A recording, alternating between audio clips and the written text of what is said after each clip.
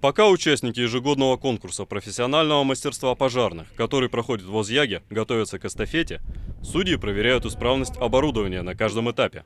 Первой стартует команда Усть-Куломского района. У нее и больше всего болельщиков. Великолепная четверка из Помоздина по ходу конкурса уже стала лучшим звеном газодымозащитной службы. Также в ее составе лучший пожарный Александр Чисталев. Он настоящий ветеран этих соревнований. Участвует уже в 7-й раз.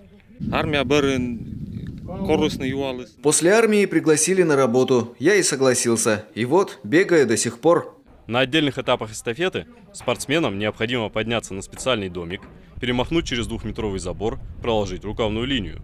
Эстафетной палочкой служит пожарный ствол. Последний участник должен потушить горящую жидкость в противне.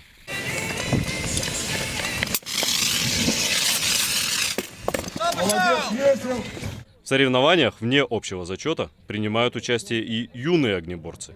Учащиеся Озъягской школы под руководством учителя физкультуры Евгения Нестерова не новички в пожарном деле. Некоторые являются продолжателями династий. Вот у нас двое, которые более опытных, постоянно на рукавах стоят. Это у нас Расов Никита и Попов Владимир.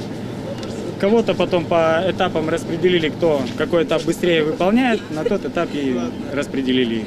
Ребят, вот на бревне мальчики бежали, Ваня Попов и Данил Кузнецов. И, соответственно, стенд преодолевали у нас Володя Сурнин и Роман Гаврилец. Те элементы, которые входят в состав всех соревнований, будь то эстафета, либо там другие отдельные соревнования, эти элементы, они же необходимы нашим пожарно-спасателям во время исполнения их профессиональной деятельности. Практическая значимость состязаний очевидна. Поэтому традиция не прервется. И уже известно, что в следующем году их встретит Сосногорский район.